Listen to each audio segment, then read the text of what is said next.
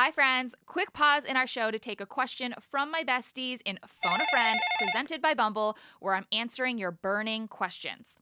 Andrew asks, I'm about to move in with my boyfriend who makes a lot more money than I do. He wants to get a place that's way out of my budget. How do I talk to him about what I can actually afford so that we can split the rent fairly? He doesn't want to look for a cheaper place that's more in my budget because he's bougie. Ugh, bad and bougie. So, first things first, I think you need to have a real, honest conversation about money. I know this is super uncomfortable, but if you're moving in together and you're building a financial partnership, you need to be able to talk about this stuff openly. And here's the thing, if he wants the fancy place that you literally cannot afford to split 50-50, then you have to have that conversation about how that doesn't feel fair to you. Fair does not always necessarily mean exactly equal.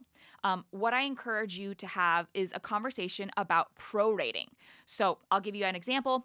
When I first moved in with my now husband, he made a lot more money than I did, and he wanted a apartment that was a lot closer to his office. It was going to shorten his commute, and I told him, point blank, hey, I can't afford to go halvesies on this, and I don't want to be a mooch and ask you to help, cover more. And he actually said, no, I'm happy to cover more because it makes my life easier when it comes to getting to work.